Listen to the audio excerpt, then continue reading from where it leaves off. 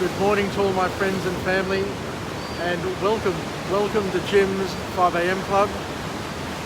And I'm coming to you from the southern end of Bondi Beach. Actually, I've never been down here before, but it's just beautiful down here on the concrete platform. The waves are pounding in. I'll just give you a 360. You can see behind me there's Bondi icebergs. I just completed my 2K swim, my 40-lap, 1 hour non-stop swim, which I absolutely love. And I thought I'd just pump out a quick 5 a.m. club. And we'll do another book summary today. And it's probably apt. It's a good book summary, I think, today on time management. And the book is entitled Time and How to Spend It.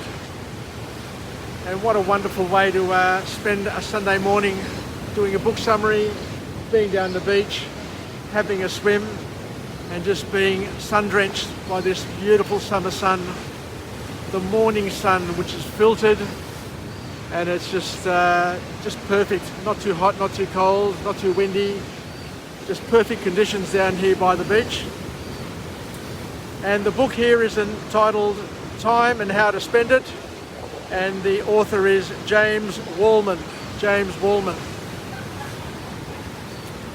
So James talks about time and the importance of time, and he kicks off the book by stating the obvious, something that I think we all understand, we all appreciate. And he says that time is the most valuable asset that you have. And while you think that you have very little time, the stark, shocking truth is that you have loads of time. We all have loads of time. It's all about what we do within that time that we have available to us. So the author then talks about another important thing, and it's a wake-up call for all of us, where he says the better that you use the time outside of work, the better work you will do when you're there. So it's all about bringing some balance between work and leisure, and to make the most of the time that we're not spending at work, given that most of us work. And I enjoy work. I've got to tell you, I enjoy going to work. And there's absolutely no way in the world that I'll ever consider retiring, because for me, retirement is where you sign off, clock off from life, and you're basically waiting to die. So you're not going to see me retiring, but you're going to see me working damn hard and making the most of every minute that I have outside of work. So the author talks about the importance of choosing healthier downtime. So doing healthier things during your free time activities. And for those who have been following me over the past 4 or 5 years, or in fact those who have been following me the whole life, you'll probably understand that I do have a lot of activities that I do in my downtime. And they're all activities full of action, where I try and make the most of my time. So the first major point to come out of this book is that you need to use your downtime wisely. While it sounds obvious, a lot of people, and we all go through phases, a lot of people waste their downtime. So we need to become more productive, and by becoming more productive with our time, especially our downtime, we will feel more fulfilled and happy, because we've got plenty, as the author says, plenty of free time every single day. But what happens is that we all suffer from FOMO, the fear of missing out, and that fear, to some extent, causes people to be paralyzed, and they end up missing out on everything. Because they're fearing missing out on some things, they end up sometimes missing out on everything because they don't make the most of their downtime. So the author then goes on to talk about some research, and he said that research shows that happiness comes more from experiences than things. So instead of trying to load up on assets, toys and gimmicks, the author here suggests that experiences, life experiences, will give you more bang for your buck in terms of happiness. So the research also shows, according to this author, that success doesn't necessarily come before happiness. You need to be happy first, and when you're happy first, success will follow, which is an all about sort of view of how most people see the world. Most people think that they need to be successful in order to be happy, but this author turns it on its head and says that you need to be happy in order to be successful, which is a powerful sort of concept. The other thing, and it's apt to bring this up today, is that research suggests and tells us time and time again that being outside, especially around water, is remarkably good for your health.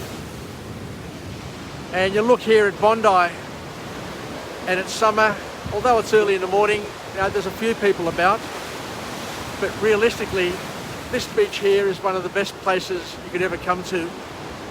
And I would have thought that Sunday morning, in the middle of summer, would have had thousands and thousands of people on the beach. But people seem to just not take advantage of it. I don't know why. But it's one of those mysteries that I'll never be able to understand. But the research tells us time and time again that you need to be out and about, and you need to be close to water in order to feel bloody good about yourself and bloody good about your life.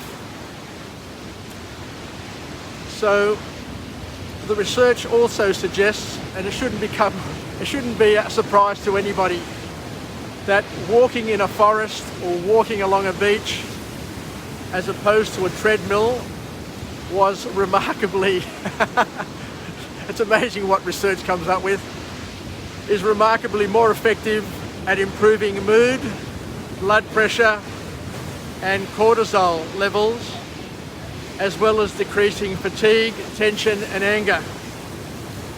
How can people be serious to say that you need research to come up with that bloody obvious thing? Anyway, what the author suggests is to indulge in a thing called mappiness, to try and map your mood and see where and what makes you happy. And there are programs out there where you can just log in and rate your happiness, and it will tell you where you are based on your GPS coordinates, so that you can yourself find out where, when and what activities you're doing that are going to make you the happiest that you've ever been. Anyway, let's go on to the third point. So the third point is where the author invites us.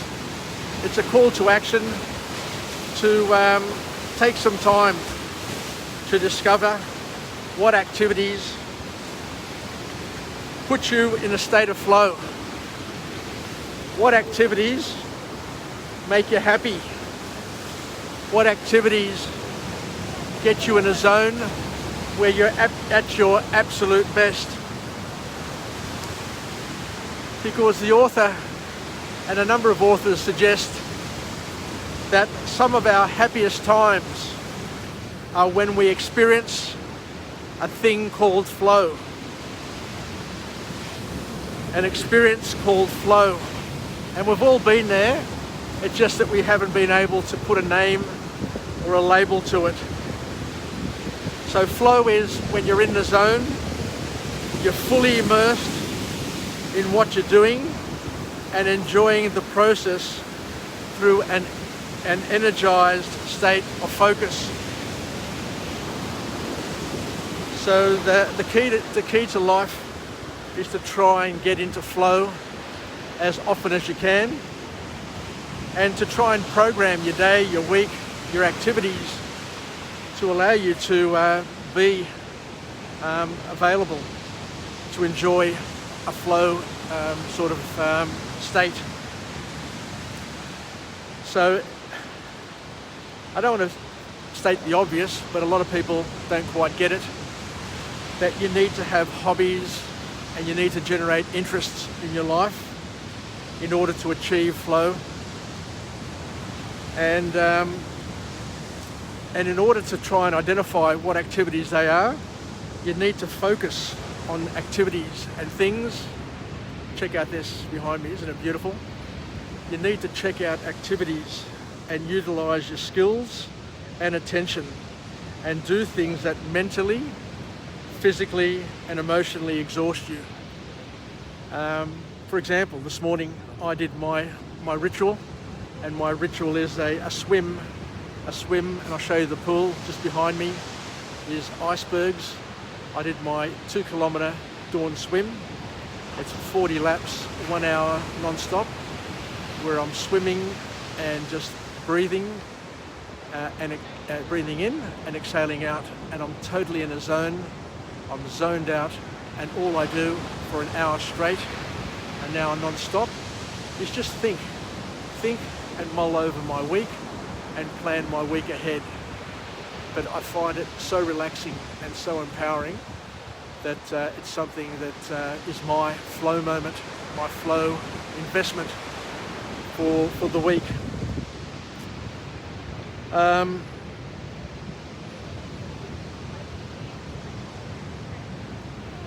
And the other thing that we talk about here is that you need to maintain a work ethic and to be happy at the hard work you do, because it's through work and through purpose that you feel the satisfaction of a job well done. And the bottom line is that we need to be productive and remain productive for as long as we can, and to not look forward to the day where you retire or you basically sign off from work, but to continue to do the things you do, and in a nutshell, to try and work hard and play hard. So the recipe is really simple, and you see a lot of people have got it, but also a lot of people don't get it. The goal is to work hard, to express yourself, to do as many things you can in your life, to be active, but also, as we said, to look for moments where you can zone yourself out, to experience flow, and to do the things that bring you enjoyment. So I think I'll finish up there on this magnificent summer day, this sun day, and as you can see, the sun is high in the sky, and I'm down here at the southern end of Bondi Beach, a magnificent beach, a beach that is world class, and it's world class for many reasons. It's just glorious down here. I absolutely love it. So let's finish off with a positive affirmation. I'm alive, I am well, and I feel absolutely great. To my friends and family, stay connected, stay relevant, stay reasonable, and most importantly, let's take a few of the learnings from this book entitled Time and How to Spend It by James Wallman, and let's do the most we can and fill in our days, fill in our weeks, fill in our moments with things that bring us enjoyment. And we need to understand that being by the beach, being outdoors, is something which is wholesome and is something that's going to add significant value to your everyday. So take a moment wherever you can to be near water, in water, but definitely outdoors to make the most of your life. Yasas, take care. I look forward to joining you again tomorrow from a different location with a different message, hopefully a message of empowerment, a message that'll help us, lift us through our morning, through our day, and to live a life where we can live, learn, and pass it on. Take care, and from this beautiful vantage point here at the southern end of Bondi, I bid you farewell and wish you a happy, happy Sunday. Yasas, and take care. Vilakya, and bye for now.